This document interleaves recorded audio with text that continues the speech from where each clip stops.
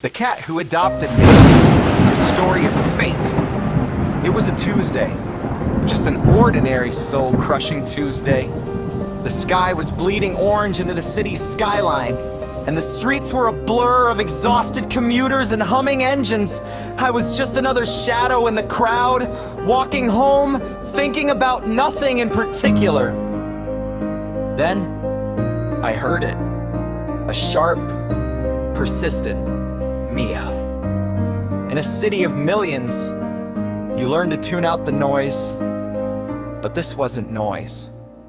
It was a summons. I stopped under the flicker of a dying streetlight, sat a tiny scruffy ball of fur. He wasn't shivering, he wasn't hiding, he was sitting perfectly still, staring at me with eyes like polished amber. He wasn't just looking at me, he was judging me, he was seeing if I was the one!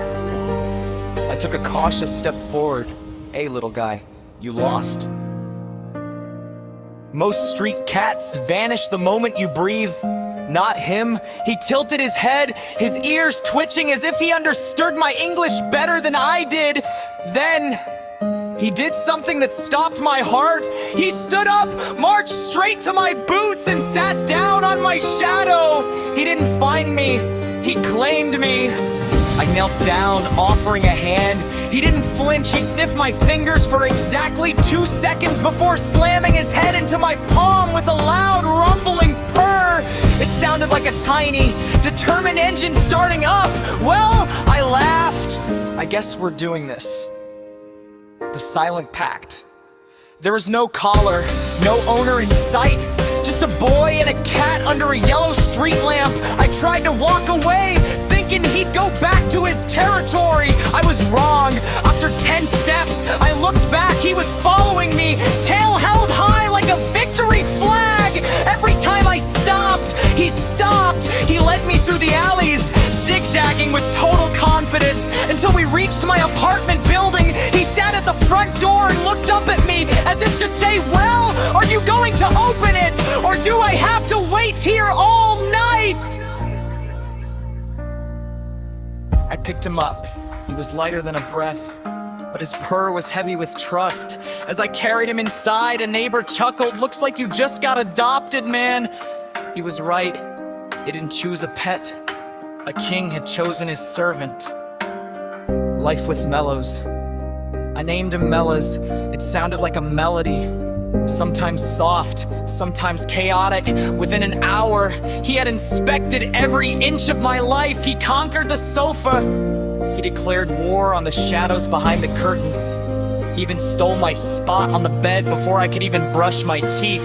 But then, he did something that changed everything. He walked over, curled into a tight ball against my arm, and let out a long sigh. Total peace in a world that is usually loud and lonely. Suddenly, there was this tiny heartbeat next to mine.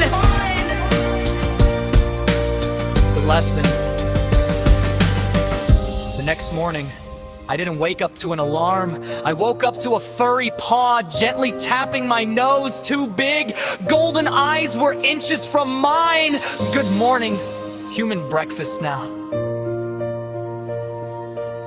I realized then that if I had been wearing headphones, or if I had been looking at my phone, I would have missed him. I would have walked right past the best thing that ever happened to me. People think we rescue animals, but looking at Malus sitting by the window, watching the sunset we first met under, I know the truth. I didn't save him. He found a lonely guy on a quiet street and decided, you're mine now. And why this works for you too. Starting with the sky was bleeding orange and soul-crushing Tuesday creates an immediate mood. Giving Malus a bossy personality makes him more relatable and funny. The messing about looking up from our phones makes the video shareable and deep.